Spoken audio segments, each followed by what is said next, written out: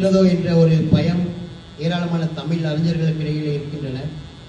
அதனால்தான் பிற நாடுகளில் வாழ்கின்ற பறந்து விரிந்து வாழ்கின்ற தமிழ் சமூகம் தங்களுடைய ஆக்கங்களை தமிழில் தொடர்ந்து எழுதி கொண்டிருக்கின்றார்கள்.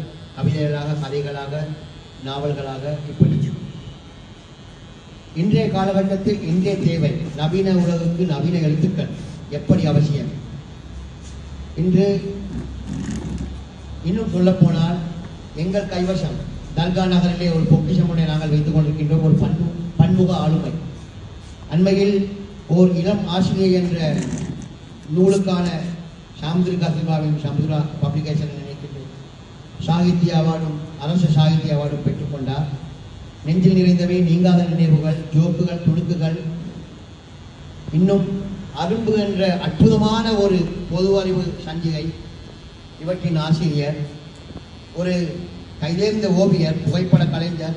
இப்படி ஒரு சகலகலா வல்லவனாக எங்கள் ஊரிலே இருக்கின்ற ஆபிசர் அவர்கள் தானாக முன்வந்து எங்களுடைய இந்த பேருள பிராந்திய எழுத்தாளர் ஒன்றியத்தின் ஊடாக பிள்ளைகளுக்கு சிறுகதை எழுதுவது எப்படி என்ற ஒரு பயிற்சி பட்டறையை, ஒரு செயல் அமர்வை நாங்கள் ஏற்பாடு செய்வோம் என்று அவர் ஆவலோடு முன்வந்து தன்னிடமுள்ள அத்தனை பொக்கிஷங்களையும் உங்களோடு பகிர்ந்து கொள்வதற்காக எதிர்காலத்தில் தேர்ந்த கைதேர்ந்த சிறுகதை ஆசிரியர்களாக உங்களையும் உருவாக்குவதற்காக இந்த பயிற்சி பட்டறையை இன்று தொடங்கியுள்ளோம்.